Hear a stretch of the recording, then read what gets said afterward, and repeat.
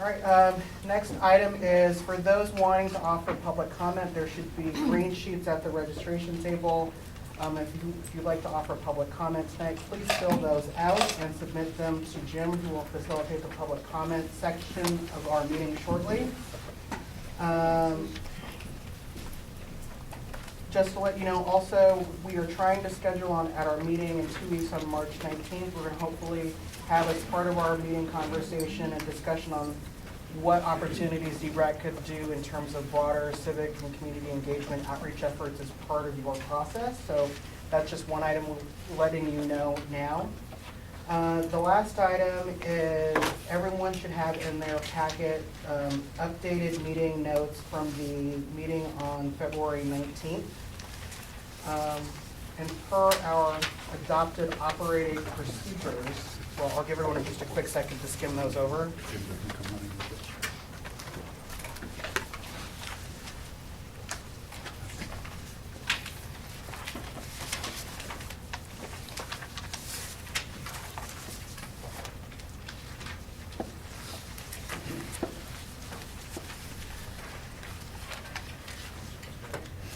And as folks are reading through these, does anyone have any additional changes to these minutes? If not, hopefully we will get these approved tonight and get them posted on our website. So moved. All right, all those in favor of adopting the minutes as presented to you all tonight, say aye. Aye. Any opposed? Good. All right, with that, we'll turn it over to Jim for public comment. Thank you, Jason. So we have two people that have requested public comments, and we'll start with Dave Porter, and he's got a handout as usual. And I forgot and left my timer in the office, so 2 minutes. I usually don't go that far, and I won't read the whole thing. Ready to go? Yes. Portland Public Schools system of neighborhood schools has large educational inequities due to large variations in racial, ethnic, and family income demographics of the various neighborhoods. In many ways, this pattern of residential segregation is reflected in a system of schools segregated by race, ethnicity, and family income. The current system of neighborhood schools, each reflecting the demographic characteristics of its neighborhood, cannot offer equal educational opportunities to all its students. Change is needed. This committee should recommend that PPS move boundaries to equalize as much as possible the percentages of different racial, ethnic, and family income characteristics of the students enrolled in neighborhood schools, and to further equalize the distribution of students eligible for reduced price meals. Neighborhood schools should, with forecasted enrollments of less than 25% students eligible for reduced price meals, should have their geographic boundaries reduced to permit students eligible for reduced price meals to transfer in up to the 25%. And beyond that, I have a quote here from the Brookings, essentially saying that without getting more schools more equals, you can't get the outcomes equal. And so I think Portland Public Schools should make aggressive efforts to get them equal. And I have included a chart ranking the schools by the neighborhood percentage of students eligible for reduced price meals.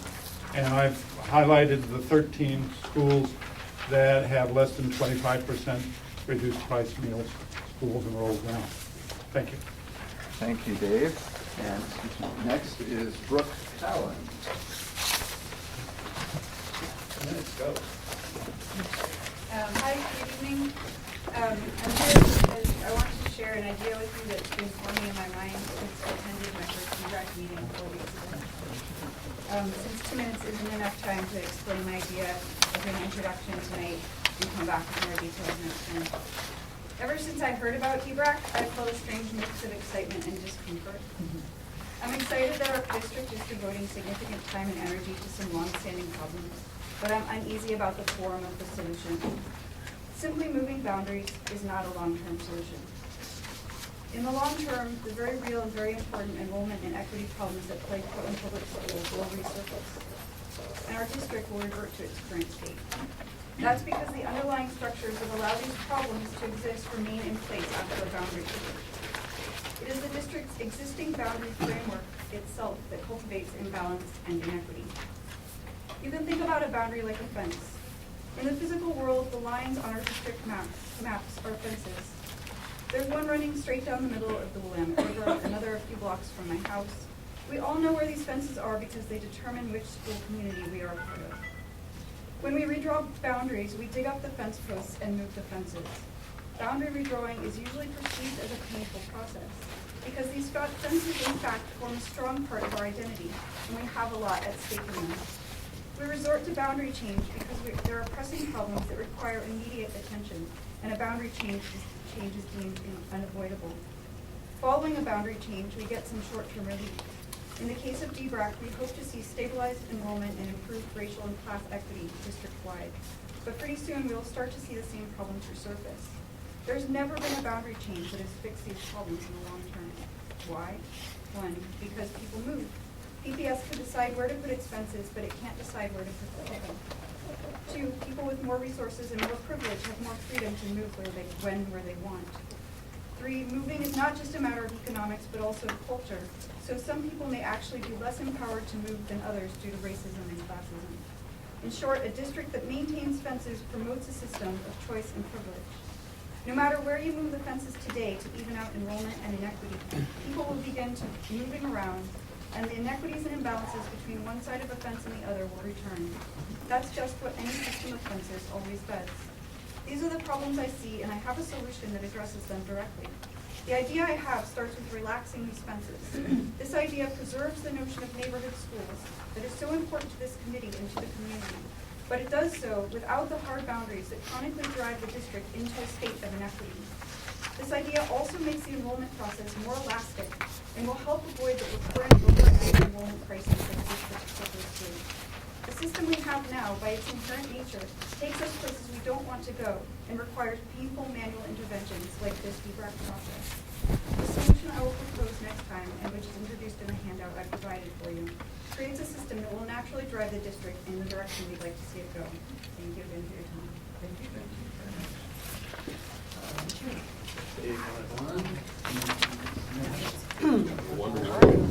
Jim, thank you for facilitating that. Next up is Hector. So, good evening, everybody. It's good to see everybody again in a couple of weeks. So, here's the process that I hope for us to use this evening to finalize the last agreement that there's still some question about, and that's around confidentiality. And so what I'm going to have you do first is have a conversation at your table about what are the kinds of things you personally want to be able to communicate, and if you have particular folks that you want to be able to communicate with, to have that conversation at your table as well. And then we'll open it up for a full group discussion to see if we can come to some agreement about how this group will operate on confidentiality. Kim. I want to clarify what you said. Who we want to communicate with? Yes. I don't understand what that is. So at the very first time we talked about confidentiality, somebody talked about wanting to be able to communicate back with a certain group. Okay. And so I think it would just be good to flesh that out. If there are particular groups, and again, it's not necessarily the group that sent you here, but it's just whoever you think, I want to be able to, I want to be sure that I can communicate this stuff with a group. So this is just a conversation yet to help inform what we might create as an agreement around confidentiality. Okay. So I am first going to quickly close this box. And then I'm just going to scroll down quickly for the agreements that you guys have already come to over, and I actually think this is the third time that we've approached this. So we've agreed that we want to be student-centered, that we will check our assumptions and avoid generalizations and assumptions, speak and listen respectfully. We've agreed to show respect, and what that looks like is treating each other how they want to be treated, not necessarily how you want to be treated. We've agreed that we're going to seek to understand what each of us is trying to communicate. And what that looks like to me is like asking clarifying questions. It's also about checking your assumptions about what you thought you heard somebody say. That we begin our work from the understanding that we need to change, that the status quo is not okay. We recognize and acknowledge when we are at a tension point, and I put a couple of question marks behind that. So we may want to go back and revisit, because it was the way Margaret Calvert presented it, and Kim had some questions about that, so I want to make sure we had some agreements about what that exactly means. And just to let you know, my questions were answered with her clarification. Okay, good. That we are going to work towards a common goal, and that in service to that, over time, we will transition from what I individually want and move to what we think and want as a committee. We will acknowledge that neighborhood boundaries can have a long history and based on race. And then the subpoint to that is acknowledge the deliberate segregation that caused the conditions we experience today. Neighborhood boundaries have a long history that includes racial bias. We've agreed to monitor our own airtime, and the group will help monitor that time also. And if you remember, the question came up about this, that engagement, staying engaged, will look different for different people. And we will assume noble intent and goodwill when we're speaking and listening. And that we're asking that we share your perspective, hear other perspectives around the table, and be mindful of the missing perspectives. So those are the things that we came to agreement on the last time we were together. But we still had the issue of what do we mean by confidentiality. So again, I'm going to ask you, and Jane, maybe at least just for this part of the conversation, if you could join one of the other tables. I want you to have a conversation at your table about what are the kinds of things you want to be able to communicate, and if there are groups that you want to feel like it's okay to communicate with them, to make that part of your conversation as well. So I'm going to keep you in conversation for about 5 to 10 minutes. I'll check in and see what the energy is around the room, and then have everybody come back together. We'll have a dialogue, and then see if we can come to some agreement at that point. Yeah. Since it's a public meeting and we have people from the community here, help me understand what would be confidential that wouldn't be shared in our minutes, that we would, I'm not sure what we would be sharing since. So we kind of had this conversation. These are public meetings. Right. There's stuff that other folks may end up reporting on. Mm-hmm. This is really about your agreements with each other about Okay. what you will What choose to we share. say. Right. Okay, does that help? Yeah. Okay, great. Clarification, and that focus might be outside. So outside of what happens here, that gets recorded in the minutes and on the phone, and people can hear for themselves. Is that right? Correct. Because everything that's said here, we could certainly. Right. But everything We're that open. you're thinking and talking about D-BRAC may not be limited to this room. Is that piece. Okay. So please go ahead and begin your conversations at your table. I'll check in with you in about 5 to 7 minutes.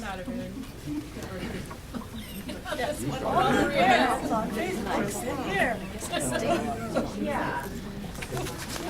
Trying to imagine. I don't know. I feel like Emailed home this evening. Which piece? So, yeah, and I think not Portland Council, so I think we should, however, I think we're. How are you? Is there, I've heard someone in the community reported in the community Well, I've got, just to share, I've got food dinner. Like, you know, I'm so done with this stuff. As opposed to saying, I was brought up. Yeah, anyway, I'm gonna get something to eat. I gotta divide it up. I heard, I brought coffee somewhere. Because we all know about it and we're all at the table together. So, That sounds good. So are we gonna break? yeah, I'm gonna go here and there's one there and there's one there and I'll just. So I mean, I'd So, be interested. is that what you're talking about? I just kind of been here and it's an interesting conversation. And, I've been a public official my entire life, so I'm just used to anything I ever say or do being on the record. So I'd be interested to hear what your thoughts are, kind of understand where this came from. This is my first meeting, so I'm not really sure where this. I'm just curious of the intent of this, like why, because it's a public space, so it's like what's the intention of saying you need confidentiality? Is it like showing kind of respect and not talking badly about anyone, or was it like? I think it came up because I said, I brought it up, like maybe a month ago, 2 meetings ago, that there's 2 enrollment balancing Facebook pages of parents, so they're like 1 to 2,000 parents. Actually, they're parents, teachers, media staff are on there. They're Facebook groups, you have to be a member of it. You have to, Not on Facebook. right, so I never was on Facebook either. There's these groups that are discussing school-related issues on Facebook. And they're like a couple thousand, 1 to 2,000 people join. Okay. And they've been established for quite a long time. I just recently knew about that. Anyway, so that would be one example. We can go back to it. And the other would be like talking to the media. That would be another. Those are the only 2 real examples that I personally have engaged in. So the Facebook one is like, you know, there's the potential for you to say something. And for example, Scott has posted D-BRAC and Jason posted D-BRAC agendas up on his Facebook page. So it's like really basic information, but there's the potential for somebody to say, so-and-so was a real jerk and they said this and I thought it was funny. Right, you could say, that's why you could say specific things that Sarah was saying this and Or this. Sarah thought this was a great idea. I don't know why you don't like it. You know, your principal endorsed this. I don't know. You could say anything. And I guess the confidentiality, that would, in term, would just be respectful. And I think of what I share with my community, here's what we discussed. We talked about the various programs that gave us this information. I don't think I would need to say it all. You said what you said by me. If somebody was like, so I think that's great. If somebody was like, Jason's posted the agenda on this Facebook page, you might want to be a member to see what the public thinks because it's very interesting. It's a mixed bag of a lot of stuff, right? And somebody might say, well, I read the papers and said there was really good. So was who said what, you know, and somebody might respond. Well, so, I mean, what I said when I brought it up was that I have a clear boundary of kind of what my level of ethic is around calling people out, which is, I think, reasonable, but people may not, I could do something people might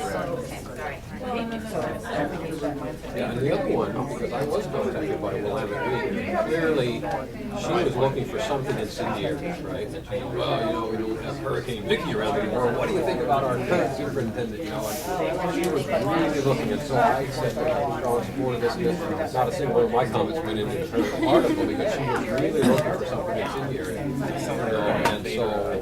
I think will happen some more, particularly as further along in the process. There will be reporters looking to make a story, whether or not there is anything that's newsworthy. So, what about you and your... I just have a question of like, are we able to express our views of what happens in a committee, or that's something you don't share with the public? Oh, I think we should go this way.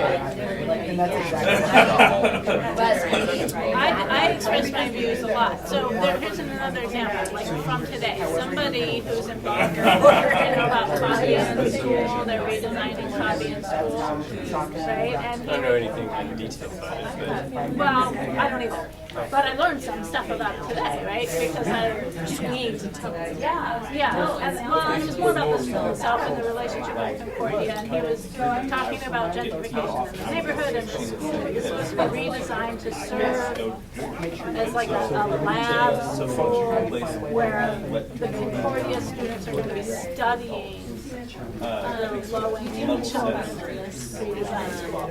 It doesn't sound good, but that's well, some people, a lot of people think it's fabulous, and I'm like, obviously, but it's a public-private cooperative effort to rebuild a school in a state-of-the-art facility where the students at Concordia will be able to watch the public schools and observe and develop training, like educational techniques. actually watch them not track progress. They have a teacher prep program, so they're They're fully involved, but what I've done is Sorry. they're involved. Like, there's not Not to get too much into that, but you were Anyway, and he's like, I don't get it. This is a more, I think the premise is that this is a Title I school, but when D-BRAC draws the line, it's not going to be possible. Yeah. And so I like pulled out my D-BRAC map, which you have a lot of material coming to you, but one is a map of student density by socioeconomic status. And I walked and I looked around Bobby and I was like, oh wow, he's kind of right. Like, that's a heavily gentrified neighborhood. And I asked him, is there much low-income housing in the neighborhood? He said, no, not really. And I said, well, this is something that I'll bring up at D-BRAC. So I'm using, I said, these are issues that we are talking about as a group, and this is actually what and I will probably bring it up at some point. So it's really like we're talking about the committee, but it's very vague. It's not like, Sure. but So how are you guys doing time-wise? we're good. I did say, I had to make a judgment call. I did say, because House came up, put through somebody else's comments. So I'm going to keep you guys in conversation with each other until about 20 after, and then bring you back. On the D-BRAC committee, but I didn't put her name because I didn't really know if I should say, how much I should say. So this is a highly politicized process. People want to know what's going on. They're gonna post the people's names, like. Yes, and they're. But they already were posted. Well, Put it all on. yeah, and it's changed maybe a little bit, and I don't know how, it wasn't totally complete. Anyway, so those, and so that's something I've done in the past, is put a link to the PPS website. But, I'm a parent engaging with parents, and so they're not like that informed. So I feel like I need to, that's my responsibility. So a couple of thoughts. Yeah. One is, I think we should be very careful if you will. My suggestion for guidelines would be 100% factual. No, don't make any assumptions about Matt's intent when he made a comment. Right, about what. You can say Matt said X, but you can't say Matt said X because he hates somebody or, He wants to close all the schools. So I think you got to be really factual, stay very close to the facts. And I think the other one is you should always, just as we have in our things here, assume noble intent, right? So don't, particularly when you make statements about what happened at a meeting or what other people did. Well, he's not. The problem is that you have no idea what the person who raised my comment is going to do. Right? Okay, so if you can take another minute just to wrap up this conversation. No Facebook, right? But then we're really not. It's my daughter's thing. It's like you just lost a huge community engagement here because what are the other ones? I mean, I guess my question is, are we supposed to be more listeners with feedback, or are we engaging in like saying what I think? Like, like, I think within this group, we definitely get to say what we think. yeah, but I'm wondering, like, once we leave here, does that change, or? No, because that's kind of a cycle, right? I mean, I have a hard time with folks without just listening. Right? I mean, I mean, you could talk to them, but not like. I guess my concern is now you're representing D-BRAC. The people will take that and think, oh, because you said it, D-BRAC is fully on the space. So I would say we speak here, but when we're outside of the group, you're posting, here's what D-BRAC's doing. But you're not saying, and I really hope we do this. Or I really hope. well, and I think it's clear that it's, I think it's clear that I everybody else is So if not I can have everybody represented. come back to the whole group. So it's that I versus we line, and it's hard to know. Yes. Okay, so you can either just put into the whole group what answers you came up with to those questions, or based on the conversation that you had, if you want to propose what confidentiality might look like for this group, go ahead and put that out there also.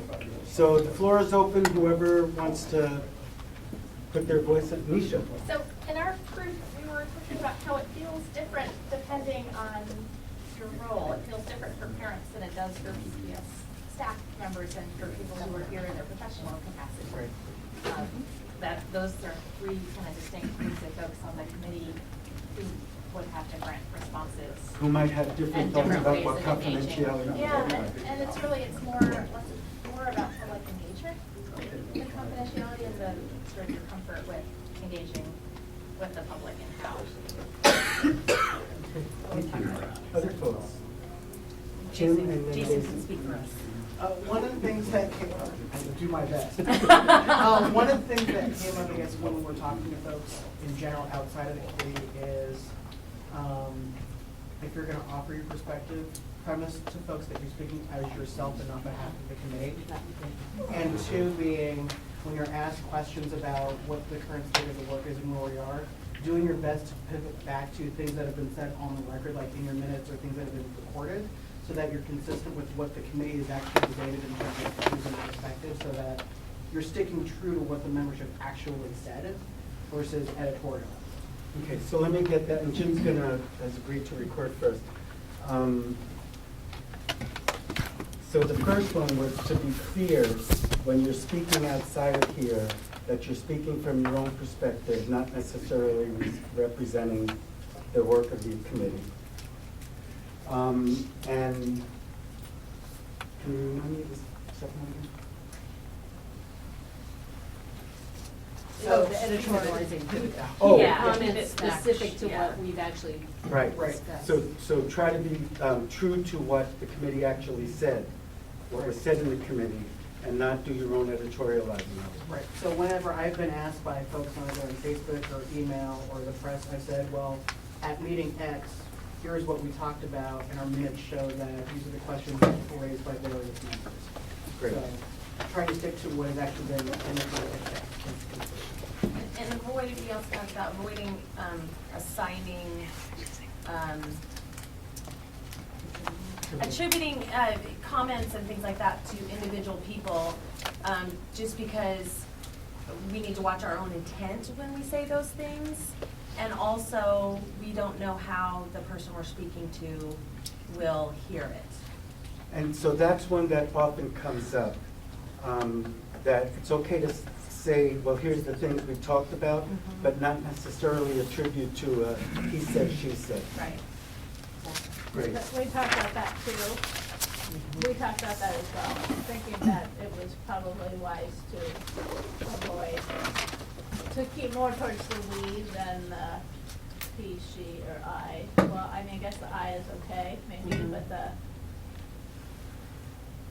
the other stuff. Right. The other thing that we didn't actually talk about, that I just came into my head because it came up at the very first meeting that I was really into at the time, was that being clear the difference between opinion and insight, and I still don't know the difference really. So I mean, you know, I have some ideas about the difference, but it's an interesting line, kind of like so many other lines, and maybe try and keep to the insight and less to the opinion. And Jim, was that yours? The Yeah, difference between the so before I do that, did I get to be true to what D-BRAC actually said, avoid attributing direct quotes? Yeah. Is that it? Yeah. Okay. So trying to remember back, so an opinion is kind of more than an impression, but it's not necessarily a fact, where an insight is really penetrating into the true nature of things, right? You can have an opinion, and I can send around to the group maybe 2 or 3 sentences drawing that distinction again. Because, I mean, I've got opinions of the yin yang, right? The Blazers are going to win it all this year. But I don't have any insights about professional basketball, right? I just have a fairly uninformed opinion. It's more than an impression because I watch it sometimes. So I don't know if that helps or not. Oh, I mean, I spent a lot of time thinking about the problem that I have is that the line really depends on how much you know, and you don't know what you don't know. So it's really hard to know what you know. And what I have a lot of insight that other people probably think is opinion. Well, and that's part of what this book is about, is that quest for And knowing knowledge. is half the battle. Right. So anyway, we'll see where that goes. So why don't we at least capture that idea? Yeah. Too?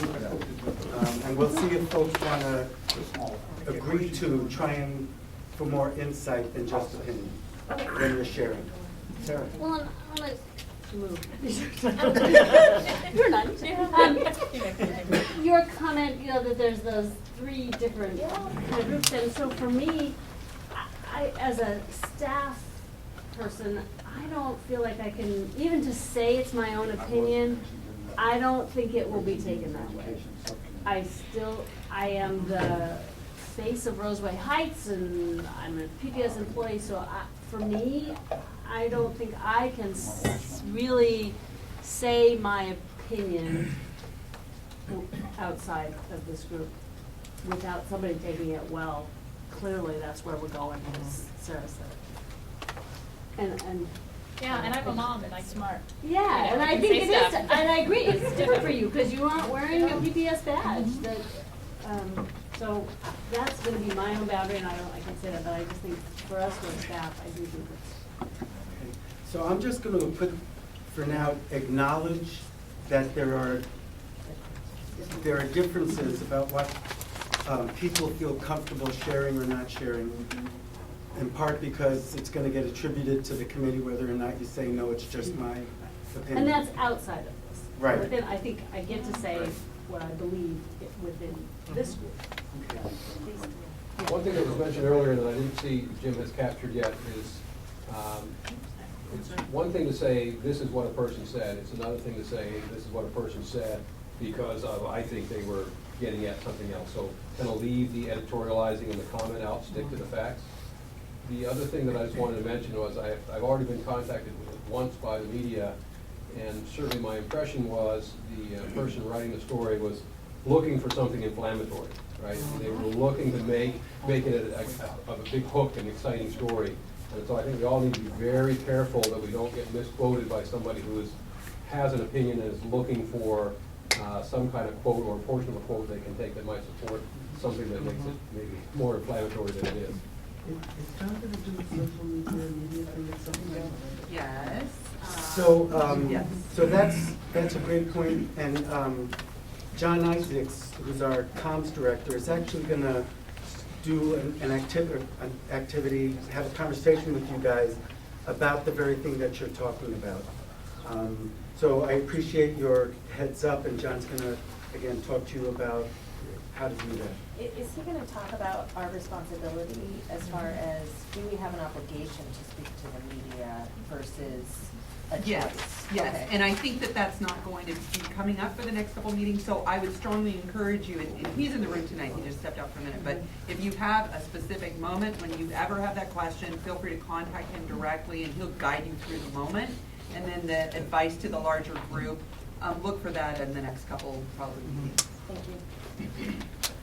Okay, so again, what this is about is who you are to each other as you are working as part of this committee, and how does that impact how you communicate? There's an alternative perspective that, at our table about direct attribution of comments, which was, well, if people aren't willing to own up to their comments, then that means that they can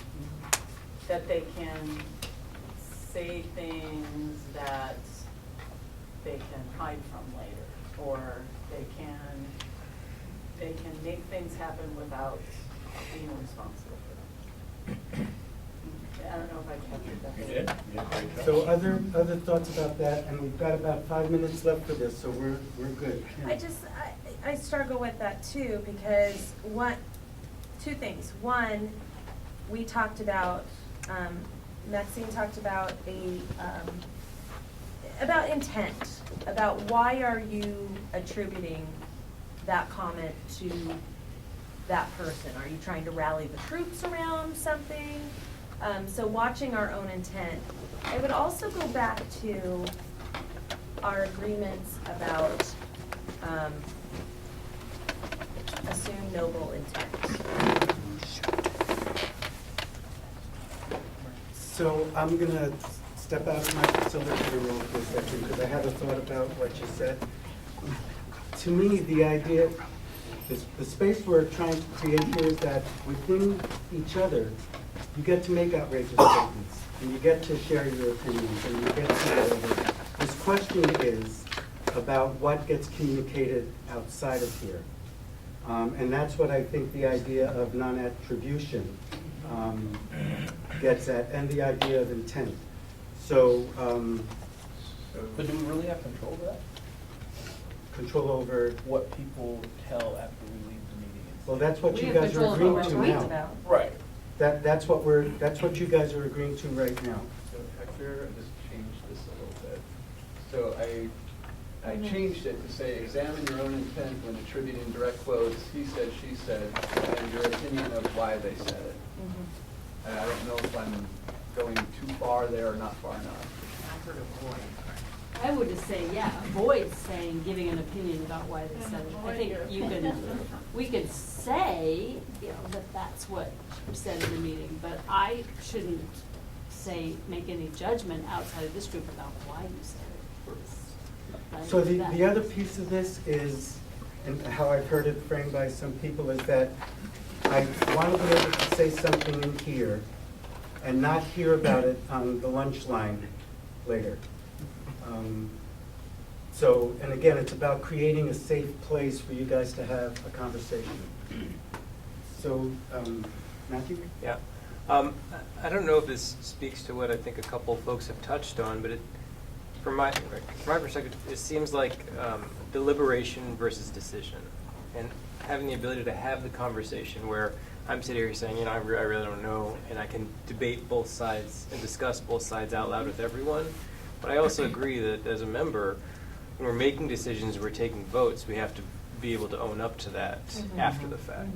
And so maybe it's looking at it in terms of, well, let's respect that during the deliberation, we all may be on both sides of what we're deliberating because we're trying to figure it out.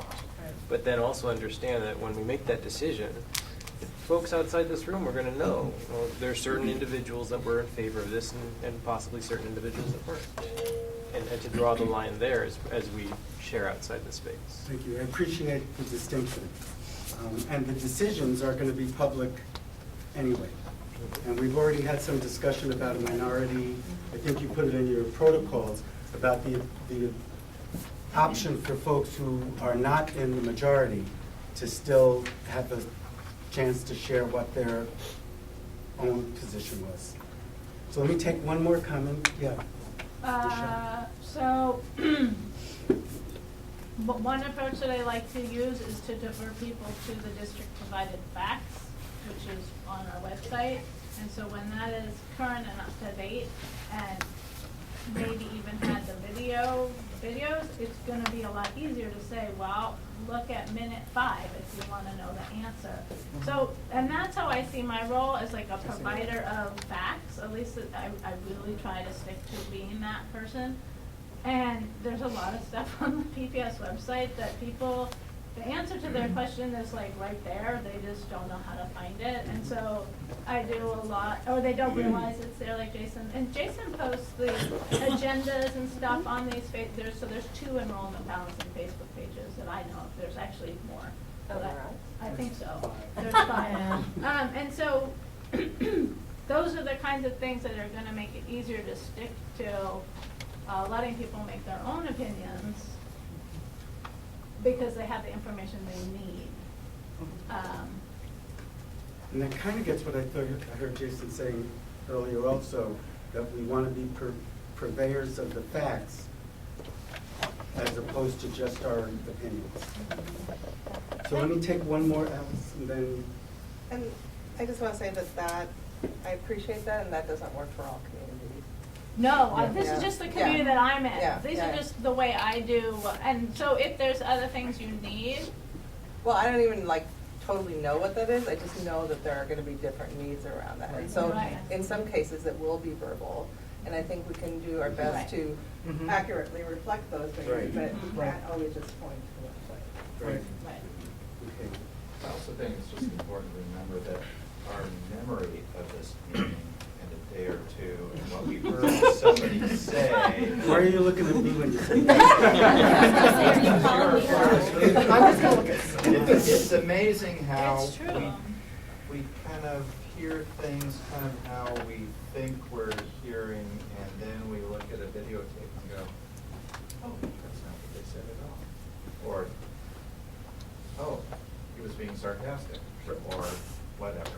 So I think that's another caution in terms of the whole attribution thing is. Can I just say something really quick about the second process and just a little bit of what we learned through there? I'm really glad we're having this conversation now and setting out some guidelines now, because when this all blew up with SACIT, like when our recommendations were released, and suddenly it felt like all of Portland was on social media, like personally attacking us. And then it was really hard to avoid the temptation to go.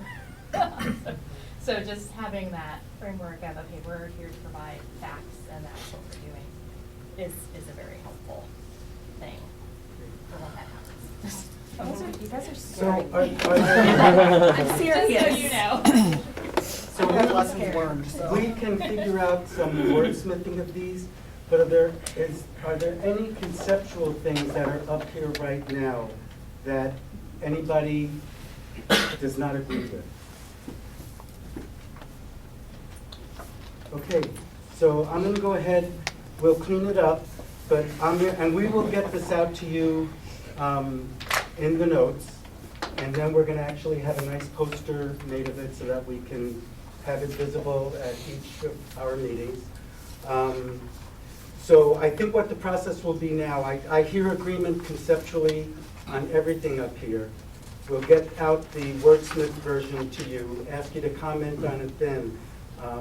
But I feel like you guys have agreements about what this is going to look like. And again, it's in the spirit of who are you going to be to each other and how you're going to hang together over the course of your work together. Okay? Great. Thank you, everybody. That was great. Yes. Okay, so. Save my work. Okay,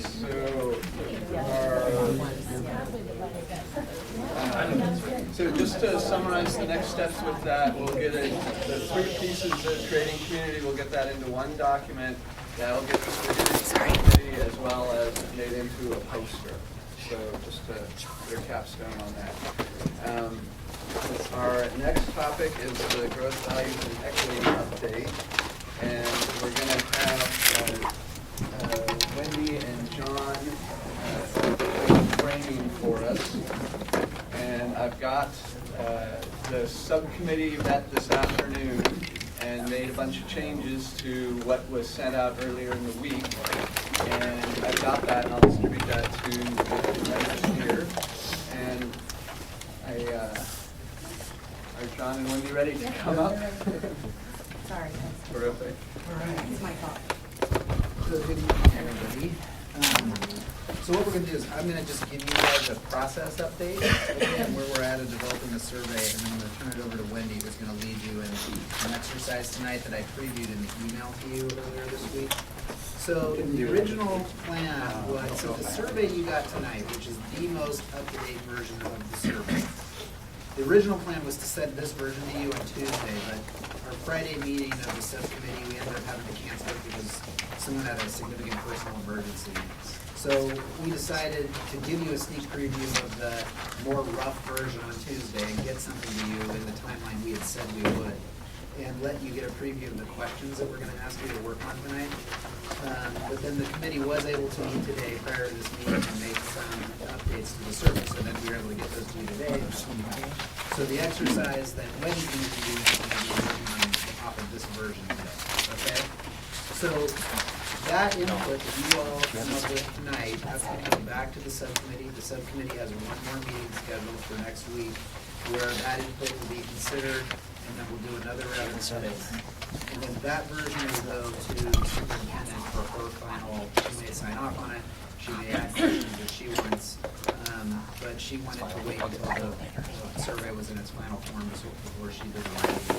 So once Carol goes through it and makes edits that she would like to the survey, that will be done by the end of next week. That gives us plenty of time to get the survey ready to go into the field, most notably to go through the translation process, where we translated it into all of our supported languages. So we translated into 6 languages. We have to get all those translations checked sort of by the community to make sure that they are in the way I think of it as layperson's terms. They're not too technical. It's difficult to, especially to translate a survey into a language like Somali, for example. So we have to go through a couple rounds of checks to make sure that it really connects with the community we're trying to get to connect with. And then it will go into the field and get it to our deadline of the Monday after spring break, okay? The 30th of March. Okay? Is that still on the timeline that was published? Yes. Okay. Yeah, we'll be on schedule. Thank you. So, and then the one thing I want to say about that is, you guys, this will be a fun exercise tonight. I think you guys will enjoy it. You'll get the experience of how difficult it is to draft one of these surveys. But we're going to take the survey, look at each group's input with the subcommittee, try to look at where the whole committee, sort of reach some points together. But all of the input you come up with tonight is not going to be represented in the final survey. I just want to make sure everybody's clear on that. We'll try to get in what we can, but and make sure the committee as a whole, the places where we see the whole committee really came down on one thing or another in there. But every single group is, you're not going to look at the final version and say, okay, there's every single piece of input. I just want to make sure everybody knows that these surveys are an exercise in making right choices to keep them within an acceptable length and getting to the highest value questions that we can ask. Okay? So does anyone have any questions about the process before we go into the exercise? Okay, thanks. Thanks, John. So I just want to offer tremendous praise to the work group that's been working on this, that started really from nothing, and just a brainstorming session to say, what are the kinds of questions that the public can answer that'll help the district make some difficult decisions over the next year or 2 years for the future of the district. And some of those questions, I know, I'm already reading Scott's mind. No, actually, I don't think you are. Okay. I kind of recognize the smirk. If you figure out how to do that, let and knowing that that's what's happening, and that people tend to drop off after about 10 minutes. If we can see how people participate, and we know, like, we've got them either on paper or online for 10 minutes, and at 10 minutes, participation just nosedives. So recognize that we want to get as much participation as possible and keep a short timeline. and get you the information that you need to do your work, at least in part. And also recognizing that this is one piece of a broader process of engagement. So that, all that's to say, that's what the committee and the work group's been wrestling with. And that the sort of high level buckets of questions people are thinking about are general, what are the appropriate, what does the community expect from a high quality neighborhood school? So that's one set of questions. What are the trade-offs around grade configuration, especially in the middle grades, since that's been a large subject of consideration? And how do boundaries and enrollment play a part in high quality education and the racial educational equity plan? So those are the sort of the big buckets that the work group has been working through. That as you see, this is at the feedback stage for the work group. Nisha, do you want to add anything to that? No, actually, I think you summed it up pretty well. We had a really feisty discussion this afternoon and spent, I think, 45 minutes on question one, and then you were great at sort of like, wait a second, you guys, we can't like get through two questions here, but just kind of a big, wide-ranging philosophical, like, what are we surveying? Who are we surveying? What are we going to do with the information?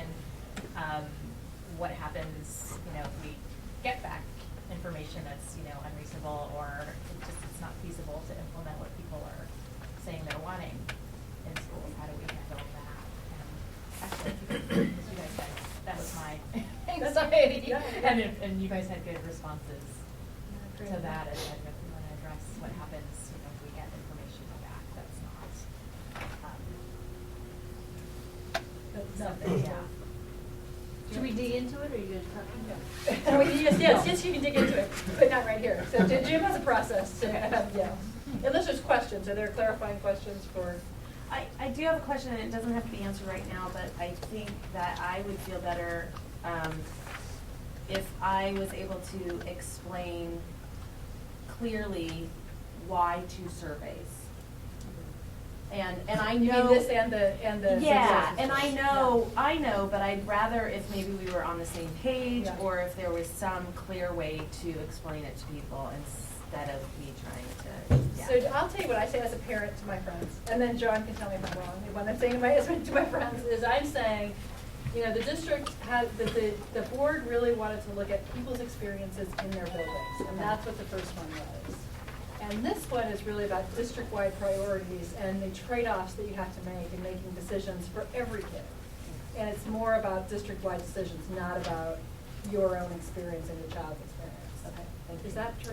Yeah, and we can add, it's a really good point, and we can add a little statement, especially in the email, because everyone who's created an account and taken the climate survey is going to automatically get the survey sent to them. That's the the cool thing. So thousands of PPS, we're going to have over 6,000 PPS families take the successful school survey. Most of them are going to get an email that says, here's another survey we'd like you to take. And I think it's a really good point for us to explain that the survey was about your experience in your child's school. Now we would like your opinion about some big questions that will shape the future of Portland Public Schools. So, yeah. So, will there be similar framing questions about the people answering? So is it going to ask similar types of things about race, ethnicity, family structure? You mean the self-identifying questions? Yes. Are you talking about the crosstabs? No, I'm just saying that part of is this complete, or is it going to be similar to what was on the successful school survey in terms of demographic right. information that is going to be gathered? So, Wendy, correct me if I'm wrong, but for folks who took the first survey and created an account, they won't have to do that again, right? Because we've already collected that. That's right. But if you take this survey and create an account for the first time, yes, it will ask those questions so we can disaggregate it. It'll be the same questions. Yes. Have you received any feedback on those? Yeah, so. Okay. Yeah. Can I ask Margaret, just because I respect and value your opinion, Is there a reason why you're asking that? Well, there's some questions that they're fairly detailed about demographic information that ask people whether or not they want to share. So, like, it can be pretty invasive. It can feel invasive to some folks. What they're being asked to respond to, and if that is same or different. I mean, it's a question about what is going to be the same or different, and if there's been I guess my question really is, has there been feedback, either positive or negative, about specifically the demographic information that people are asked to self-report? I can respond to that, because it's actually a standing piece of infrastructure, so we've asked those questions in all kinds of communities across Oregon. And it's a balance, so what you're constantly balancing is people feeling invaded by that. That's why the only forced answer is zip code. So you can actually opt out of any question except zip code, because zip code, that way if we're doing something about budgeting in Curry County, you're not getting that survey. So that's the only forced answer. The issue is in these pieces of public policy research, oftentimes if you don't have things like political party, the decision makers will not take it into account, because they'll dismiss it by saying, well, this is only Republicans, or this is only Democrats, or this is blah, blah, blah. So it's a way in which inclusivity can be demonstrated, or lack of inclusivity can be demonstrated. And so that's the balance, right, is trying to say, we want to make sure that we're inclusive, and if we're not being inclusive, to go out and really organize around folks who aren't represented, and not wanting to be invasive. So those are the two, those are the balancing there, and that's why you can opt out if you want everything to say. You can say, One more quick global question. Yeah. To whom is this survey going? it is going, well, you mean to who gets the results? No, who gets surveyed? Oh, that's a good question. So, so this is open to anybody who has a PPS zip code. With the And this is a key difference between the two Yeah, surveys. because this is non-parents. So but with a focus on, with an organizing focus on families and PPS stakeholders, so families and staff and whoever, and folks with kids under 5 in the zip code, so young people with young families. And then anybody else who runs across it or gets invited can participate, but the organizing focus will be kind of these concentric circles around, making sure that people who really have something to do with PPS answer. Yeah. And I guess the reason I question that is certainly every house you look for that's for sale, whether you have kids or not, it's really important to people which school boundary they're in. Yeah. And so I think those people will feel, I think we have to at least let everyone, and maybe make an effort to be more inclusive, not just people with kids in PPS, but every homeowner or renter or whatever. We should try to get as broad a sample of the total population of these zip codes as we can. That's, I totally. I think we commonly refer to them as the 80%ers. Yeah. Right? Yeah, it's We also want to hear. as you say, it's 80% of the population who is potentially could be quite affected by this, and certainly will have opinions. If not inside. So, another question. I just have another question, I apologize. Is there a way for an audio to accompany this as people are taking it? Yeah, there is. And with the Successful School Survey, we offered to, and there's been lots of in-person stuff. So that, like, I know that, I think it was, I can't remember where it was it Lane? Where a group of Russian-speaking folks had it read out loud to them and explained. So, like, read out loud, little discussion, and then, people answering the questions. And then, because this can be much more deliberative than my personal experience, right? The idea is to create deliberative, I know, this is what, you're telling me to stop talking about this. You're doing fine, keep going. So there's, there can be deliberative opportunities to do that. So there can be an audio, there can be any of those things, in order to make it possible for people to participate. Along those same lines, and John, maybe you can answer this, because I know that you said that you talked to community agents and things like that, but for example, we have a significant Somali population at our school. Culturally, we have been told by the parents that they prefer that we go to them as opposed to us inviting them to the school. Yeah. And there are many different reasons for that. Yeah. And so I just want to make sure that that effort has been made to honor what people prefer. That's exactly how we've organized on the current Okay. survey. So we've either, we have, I will tell you, we have with this one, tried to make a stronger connection into the school. So through identifying key leaders in a school, and that's organizing infrastructure we're trying to build long term. Okay. But, for example, we've held literally like a Somali survey note for the current Good, survey. okay. And most of those, I can tell you one of the findings when we do a board report on the current survey, since we're right at the end, I can tell you a couple of things.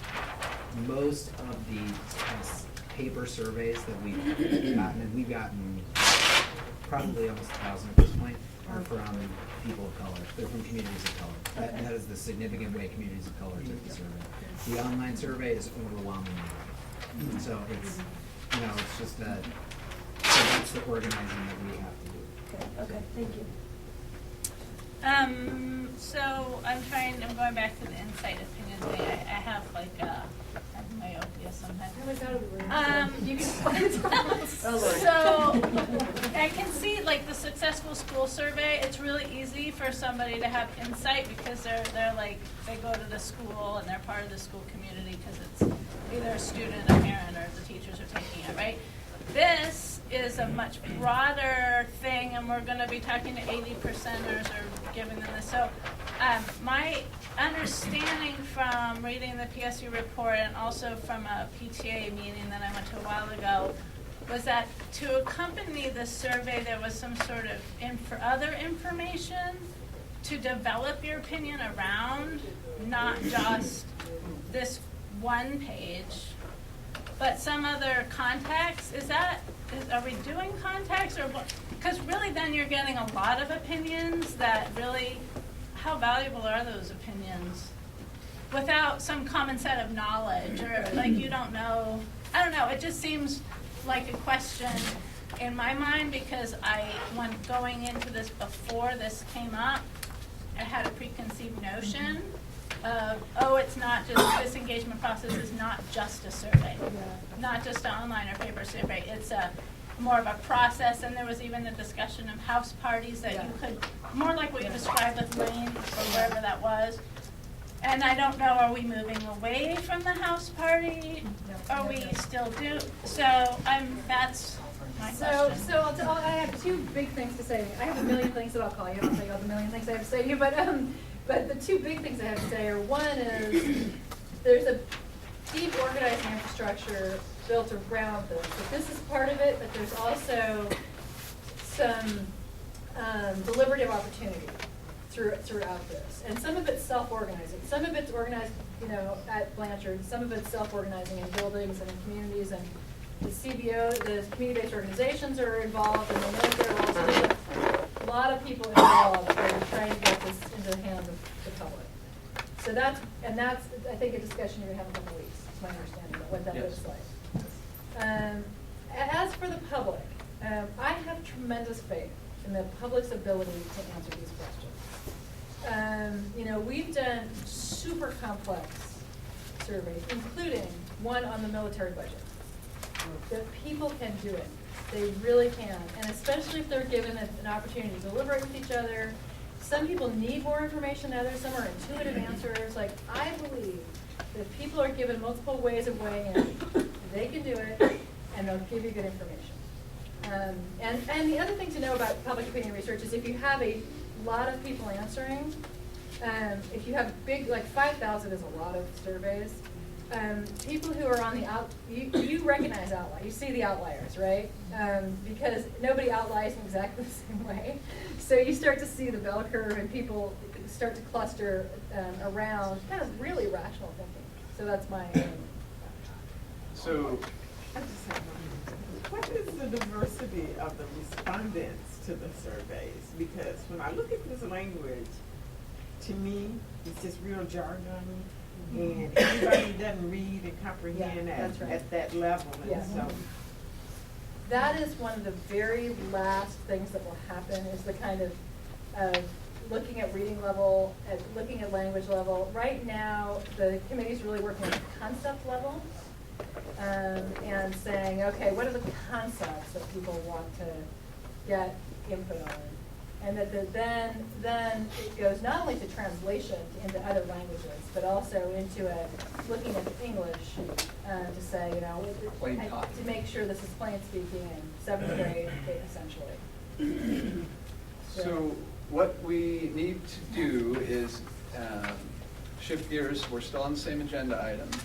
And what we want to do is get as much that's in your head out on paper as possible. So grab a pen, grab your survey. We're going to count off. Can I say one thing about that? Absolutely within your head, but recognizing that some of these, a lot of wordsmithing hasn't been done by the work group yet. So the feedback that's going to be the most helpful to the work group is conceptual feedback, since we haven't really gotten to the wordsmithing phase yet. So what we're going to do is count off by 4s. There's 4 flip charts, each one with one of the 4 key questions that were circulated earlier in the week. So 1, 2, 3, and I'll put this one up there. And you'll have about 3 or 4 minutes at each one. And when you're here, you're answering. Do you see a fatal flaw in any question? If you do, write it down. If you don't, then you've got a couple minutes to chat with your small group teammates. So, process question, Michael. Yeah, so, I'm sorry, are we looking at the ones that was sent out earlier in the week has questions that are not in the new survey? Does that mean? Look at the new one. Look at the new one. We're not looking at the old one. The questions are the same. No, they're not. No, these questions. Do you see a fatal flaw? What topics are missing? I'm sorry. Yes. So we're looking for, are these the right topics? Are there fatal flaws?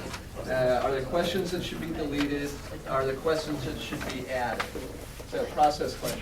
Yeah, what does fatal flaw mean? I'm new to I don't this know. process. That's up to you. Oh, okay. I mean, whatever a fatal flaw in a question is to you, write it down. Okay. Okay, so count off by 4s. Can I see? 4. 3. Let's see how good you guys are still at. 1, 2, 3. 4. 1, 2, 3. 4. 1. Oh, you take it. 2. 3. 1, 2. All right. 1s, 2s, 3s, 4s. I will bellow about every 3 minutes to rotate.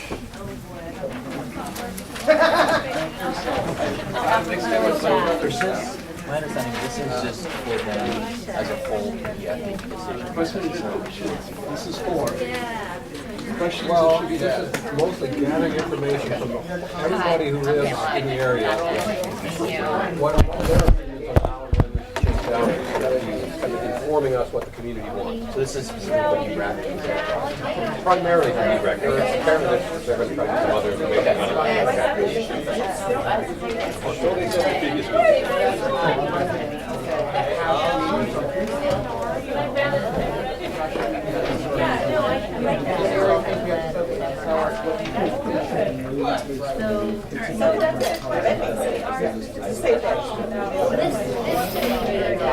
Schools should have stuff. On the first question, the reform on the says a wide variety of special I was doing this term. And then like, what do you want to look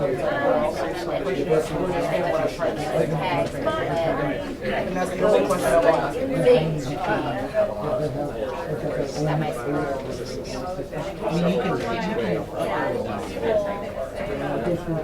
What I'm saying is you can just post it as a tweet. I'm gonna need a pen. Try it.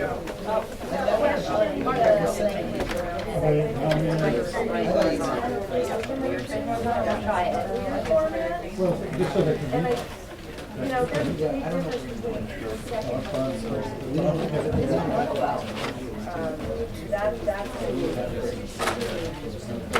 as well as a wide variety of data. That's the difference.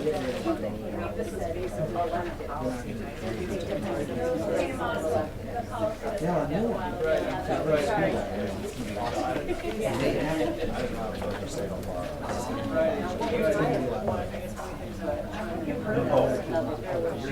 Perfect, keep writing.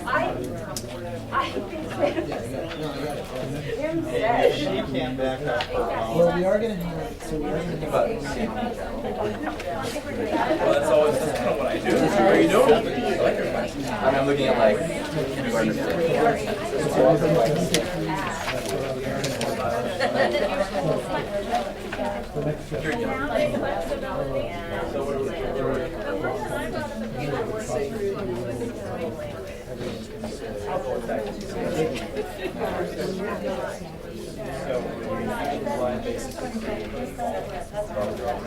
Yeah, I think there's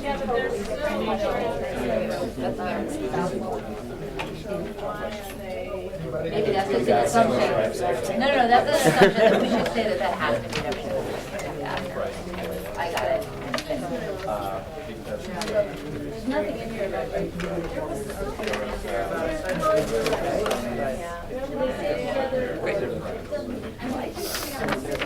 Yeah. 30 seconds till we switch. 30 seconds till switch.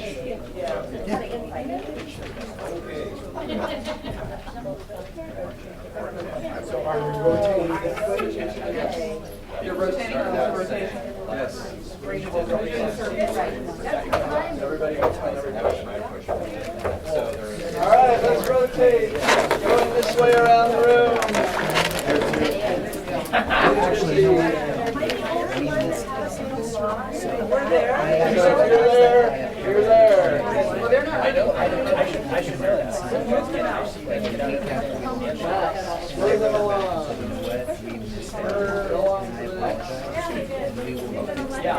This is an annual survey. So, this is an 3 minutes. Now you only have 2 minutes. No, that was 20 seconds. Anything.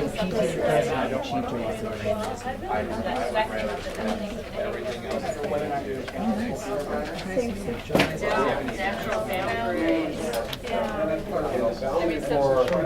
Take a particular elementary school. I don't know, you just always down the overload.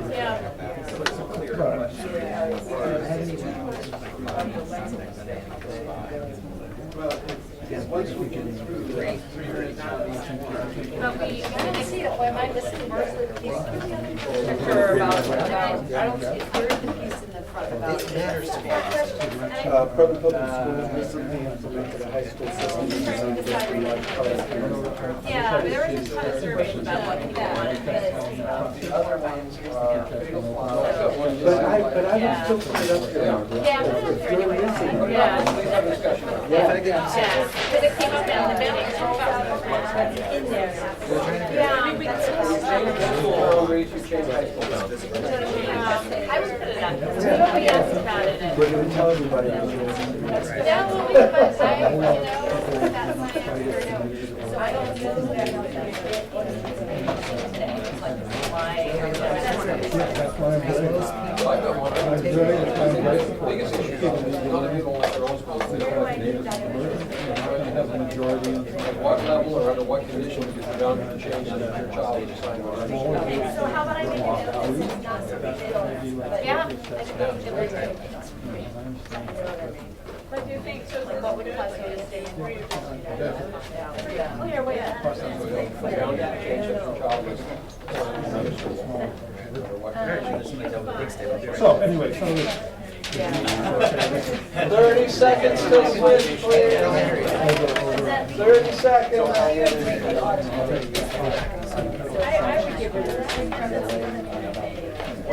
confusing. Where's the map? Just say, PDS should bring it over. I don't exactly know what I mean by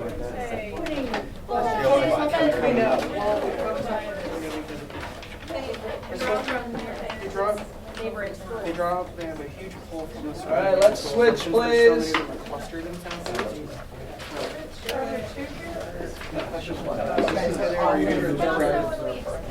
admiring your thinking capabilities. What you want, guys? Please focus on the fatal flaw. What? I heard perfect. Yeah, oh, we were just talking about like focus schools, To the and, far like when corner. you add Mandarin, it when it's Right, that I knew it was. well,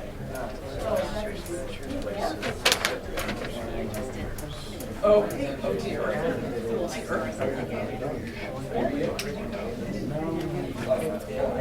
No. Right. The other part is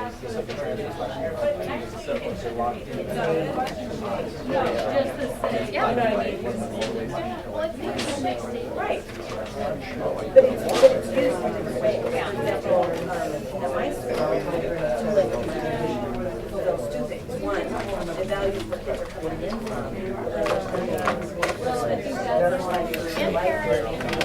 And it also benefits those parents. yeah. Entirely different. Yeah, it's like that. All right.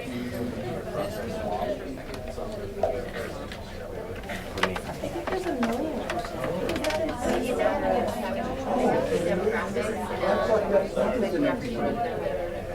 Thank you. The goal is that they can disengage the students in. I would say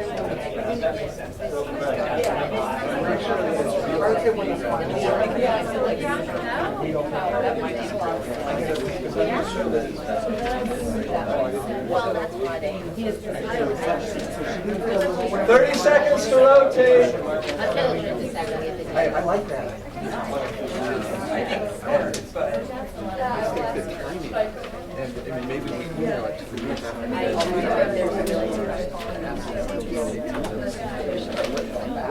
that might.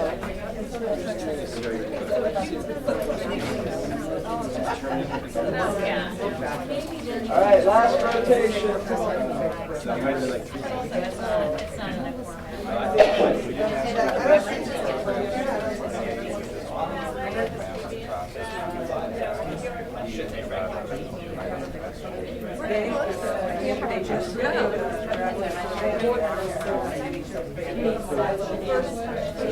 All right, last switch, let's go.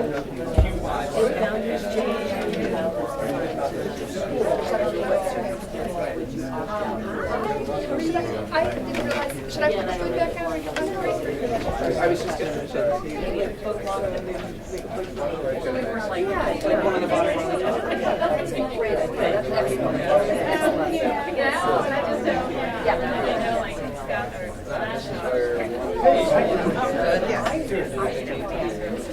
Yeah, and I'll talk more about it.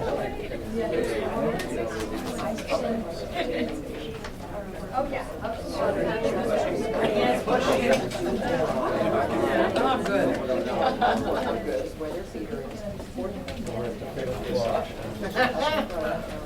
Hi.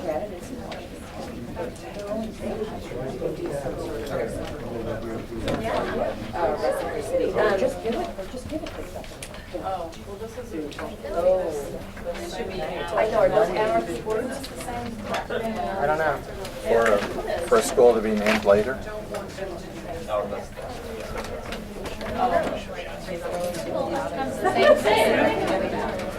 They're testing whether or not we answer questions.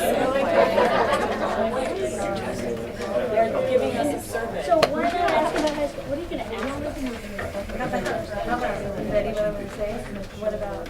I think what I recommended in the previous one is that the house, it's very unfamiliar. I'm just saying. I know, but high school systems have been, but the Yeah, no, it survey is. is, It is. it It's in still there. in there? Yeah. So, okay. Is it here? So you think that we should include that? Well, yeah, well, because then also look, you keep going. Yeah, that's what I was thinking about, choice over there, so we wanna know. Other people make that drive every day. Yeah, other people make that drive every day. Versus making Yeah. 30 more seconds, and let's go back to your seats, Yeah, I think that's please. what. And I think that is interesting. I don't know what would we do with that? I wasn't sure. Right, but the thing is that I think that the question, the survey cannot just be read. So that's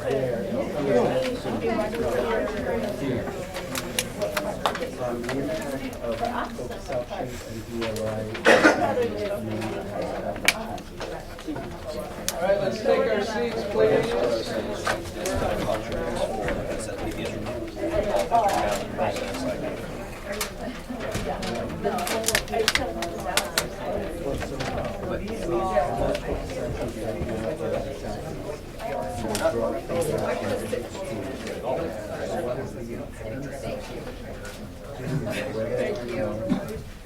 well, maybe.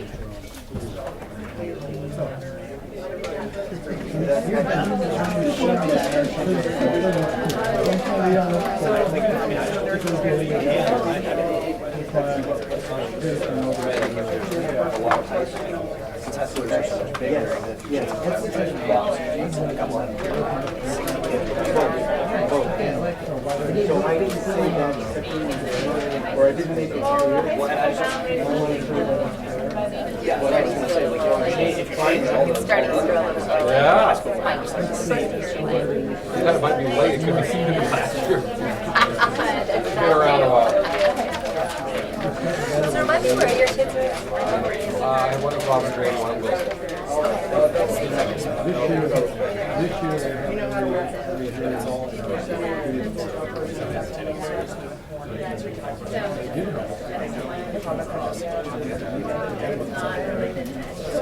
It's hard for me not to think about high schools because if you fail all through first grades, it doesn't matter, but if you get to high school, it's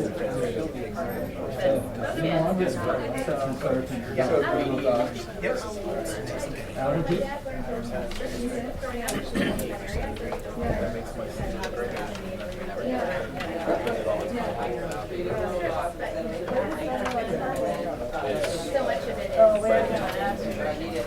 Yeah. So I guess that question. There was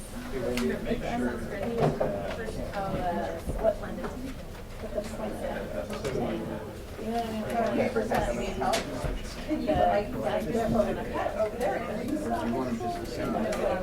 Or does that like? I think it's just saying that don't worry. I just don't see that.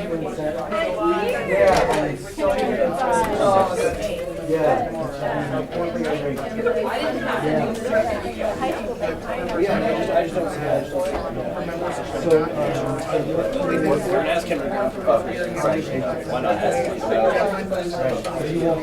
I think if there's something. Thank you. I think about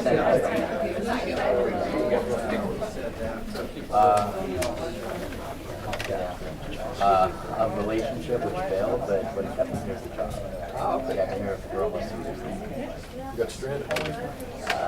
Sort of. I was trying before I left. I came from New York City. All right, so let's, a couple of process observations. One, this group's had a consistent interest to do things together in small groups, so that's a way to do some of that. Two, it was a chance for all of you to weigh in on each thing, all of it briefly. So this was sort of a off-the-cuff, quick reaction to things. The next step is a much longer, more deliberative effort. So what will happen is that Jason will email you this version, and you'll have until noon Monday to, and it'll include these 4 questions: the fatal flaw, questions added, missing topics, and whatever the other one was. Sorry. So you'll get the survey electronically, the draft version of it. You'll get the 4 questions. You'll have till noon on Monday to email it back to Wendy directly. And in the email that you get, it'll have her email address. So that is all. We're also doing that because not everyone on the committee is here tonight, right? So with that feedback, Wendy will have it by noon Monday, and then she'll be able to work with it with Davis Hibbets in time before the subcommittee meeting next week. And that should, as the timeline John outlined earlier, that'll make sure that we're able to get this launched by March 30th, which is the established timeline. So there are, I like that there's some fatal flaw questions here. I like that there's some key topics that should be added. And again, this isn't, there's a lot of art and science to survey writing. And this, and as Wendy said, the last thing you do is kind of plain language it. But the key is for us to make sure that from a concept and topic point of view, what you guys as individual D-BRAC members are interested in gets sent to Wendy and John and everyone else working on the survey. So, and again, just as a reminder, the survey's this long, and D-BRAC doesn't get every question, right? You get a bunch of them, but the district may have some questions that they want to get feedback from the public on that are outside of direct boundary issues. So process questions. Scott. This is just too rushed, and it feels like this is a theme of this group. We have incredible people here, and you're not making good use of us, our best and highest use of us. And it feels like a lot of our meetings are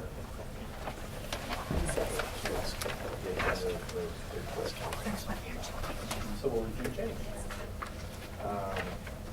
Like if, I take at least about a half hour to chew into this. We didn't even get to read the questions before we started going around our table. I mean, it was when the group couldn't meet last Friday, that made things less than ideal. And so this was. I don't need an explanation. I just want to state that because it's not just this item. Right. And from a large, and this is a really good topic on your pink cards to write in about, because if you remember the first, I think it was 4 meetings of D-BRAC were just 2 hours, and the group decided to extend by a half hour. And as a kind of an outside facilitator, my observation is this group has a lot of appetite to learn. So that is a good thing. And the question is to balance how much you want to learn versus how much time you want to meet. So if you have thoughts about that, please write those down on our cards. Hector and then Kim. Kim first. I just have a question, and maybe you said this before, but my brain is overflowing right now. Will we do something similar like this another round, you know, after the committee gets back together?